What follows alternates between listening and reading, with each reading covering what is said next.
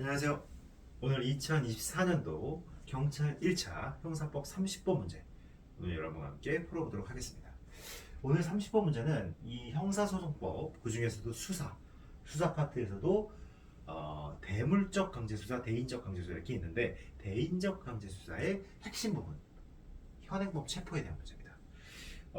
현행범 체포와 관련된 문제는 매년 거의 출제가 된다고 봐도 과언이 아니에요. 긴급 체포, 현행범 체포 이 둘 중에 하나는 꼭 출제가 됩니다, 여러분들.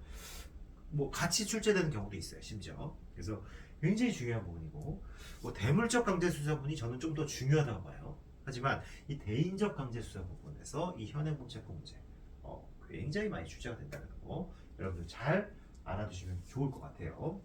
그래서 오늘 문제 한번 보시면 현행범 체포에 관한 설명으로 적절하지 않은 것을 보고 있네요. 이거 제가 체크를 안 했네요. 그래서 보시면 현행범 체포에 관한 설명으로 가장 적절하지 않은 것 이렇게 묻고 있죠. 그래서 1번 범죄를 실행하고 있거나 실행하고 난 직후에 사람을 현행범인이라 한다. 자, 범죄를 실행하고 있거나 실행하고 난 직후에 사람을 현행범인이라 한다. 맞죠? 네, 맞습니다. 이거 맞는 얘기예요. 좋은 문제입니다. 그럼 두 번째, 갑이 X 고등학교 앞길에서 피해자 A와 싸움을 하자 A 친구 P가 112 신고를 하고, 자, 갑과 A가 서로 싸움박질하고 있는데 B가 이걸 계속 보고 있는 거예요. 계속 이게 중요합니다. 계속 보고 있어요. 그리고 이 갑과 A의 싸움에 대해서 112 신고까지 했어요. 깊이 관여하고 있죠. 계속 보면서. 그리고 중요한 단어는 감시하고 있었다. 누가? B가. 그 경찰이 위 범행 현장에 인접한 위 학교 운동장에 출동했어요. 경찰이 위 학교 운동장에 출동했고 B가 갑을 범인으로 지목했어요.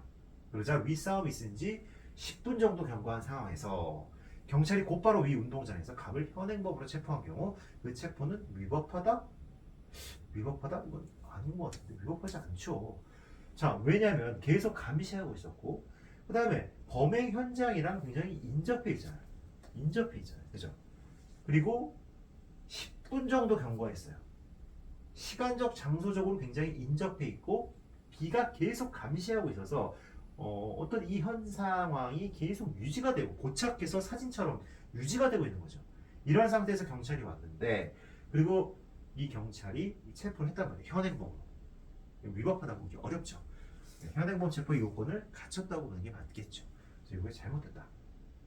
인접했고 10분 정도밖에 경과 안 해서 시간적, 장소적 접착성이 있고 그 다음에 계속 제3자가 이 상황을 목도하고 있었다는 거죠.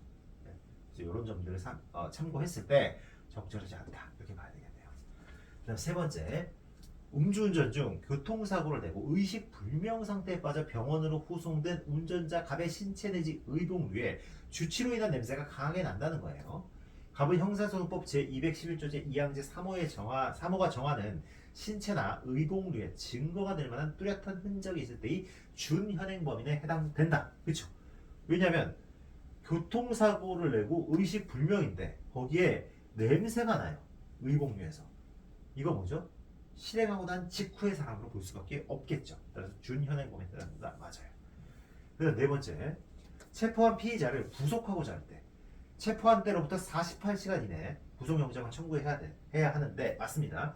체포한 때로부터 48시간 이내 검사 또는 사법경찰 관리가 아닌 자 제3자에 의해 현행범인이 체포된 후 불필요한 지체 없이 검사 또는 사법경찰 관리에게 인도된 경우 위 48시간의 기산점은 체포시가 아니라 검사 또는 사법경찰 관리에 현행범인을 인도받는데 그쵸? 제3자가 여기서는 주체가 검사, 사법경찰가 아닌 자, 즉 제3자예요. 제3자가 현행범인이 체포된 후 불필요한 지체가 없이 검사 또는 사법경찰을 인도했다는 거예요. 그랬을 경우에 이 48시간 기산점은 인도받은 때로부터 해야 된다는 거예요. 옛날 소말리아 해적 사건이 그래요. 소말리아 해적 사건에서 그 소말리아 해적들을 인도양인가요? 어디서 바다에서 끌고 와가지고 검사 또는 사법경찰관에게 인도하는 어떤 그 시점까지의 어떤 시간을 빼줘야 되는 거예요. 48시간을 충족시키려면 거기서부터 인도양서부터 우리나라까지 오는데 걸리는 시간이 엄청 길잖아요. 불필요한 지체를 안 했다면 거기서 제3자에 의해서 뭔가 그 당시 이제 경비 뭐 이런 업무를 하는 어떤 뭐 조직이었겠죠. 거기서 그 소말리아 해적들을 데리고 와서 검사 또는 사법경찰관이 인수했을 때 바로 그 인수 받은 때로부터 48시간 이내에 그 소말리아 해적들에 대해서 구속영장을 청구하면 되는 거지. 처음에 여기서 데리고 올 때까지 기산을 해버리면 이미 48시간 다 도과해버리잖아요. 그죠? 따라서 제3자로부터 현행 범인을 인도받을 때는 그 인도에 불필요한 지체가 없다면 인도받은 그 시점부터 48시간 이내에 구속영장을 청구하면 촉하다. 이렇게 여러분들 정리를 해두시기 바랍니다. 그래서 이것도 맞는 얘기입니다. 답은 뭐다? 2번입니다. 이렇게 되는 거예요. 그래서 한번 여러분들 보시면 뭐 1번은 형사소송법에 아예 나와 있는 거고 좋은 문제고, 그 다음에 요거는 뭐죠? 범죄 실행의 직후인자로 볼 수 있다는 거죠. 아까 112 신고 사건. 그 다음에 요거 또 3번 사건 보면 굉장히 중요한 부분이죠. 여기 충분히 200 요게 굉장히 중요하죠.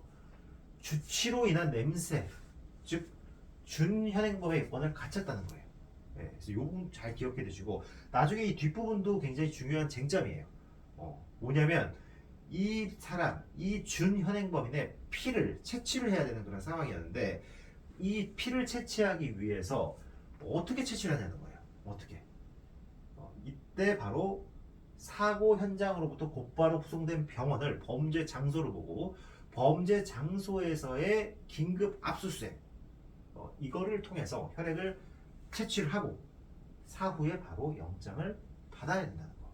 이게 추후에 나오게 될 대물적 강제수사 관련돼서 굉장히 또 중요한 부분이다. 그래서 준현행범인이자 216조 제3항에 의해서 피를 압수할 수 있고 혈액을 채취할 수 있고 그리고 그 혈액 채취 후에는 사후에 법원 영장을 발부받아야 그 채취한 혈액을 증거로 사용할 수 있다는 거죠. 음주운전에 대한 처분을 위한 증거로 사용할 수 있다는 거예요. 아시겠죠? 이것도 여러분들이 잘 기억을 해두시고, 자 4번은 현행범 관련해서 이 제3자에 의해서 인수받을 때 여기서 정당한 이유 없이 인도를 지어나가서 체포를 계속하는 등으로 불필요한 지체를 함이 없이, 즉 여기서의 즉시라는 표현을 이렇게 좀 넓게 해석을 해서 불필요한 지체가 없었다면 검사 또는 사법경찰관이 제3자로부터 인도받은 때 그때부터 48시간 이내에 구속영장을 청구할 경우 그 구속영장 청구는 절차적으로 적법하다. 이렇게 볼 수 있다는 겁니다. 아시겠죠? 네, 그래서 오늘 여기까지 쭉 소말리아 해적 사건이죠. 소말리아 해적 사건. 자, 대한민국 해운회사가 운행 중인 선박을 납치해서 대한민국 국민인 선원 등에게 해상 강도도 범행을 저질렀다는 내용으로 국군 청해부대, 즉 이 청해부대죠. 청해부대. 이 청해부대는 검사나 사법경찰관이 아니잖아요. 따라서 이 청해부대 소속 군인들이 피고인들을 현행범으로 체포한 것은 검사 등이 아닌 이에 의한 현행범 체포에 해당되는 거예요. 피고인들 체포 이후 국내로 이송한 데 약 9일이 소요된 것은 공간적 물리적 제약상 불가피한 것으로서 정당한 이유 없이 인도를 지어나거나 체포를 계속한 경우로 볼 수 없고, 따라서 경찰관들이 피고인들의 신병을 인수한 때로부터 48시간 이내 청구하여 발부된 구속영장에 의해서 피고인들이 구속이 됐다면 적법한 체포다, 적법한 구속이다, 이렇게 볼 수 있는 겁니다. 아시겠죠? 이것도 굉장히 중요한 판례다. 여러분들이 잘 기억해 두시기 바랍니다. 아시겠죠? 이 형사소송법 관련돼서 굉장히 좀 핵심적인 그런 판례 문제도, 판례 지문들이 오늘 나왔네요. 아시겠죠? 현행범 체포와 관련돼서 잘 기억해 두시기 바랍니다. 여기까지 하겠습니다.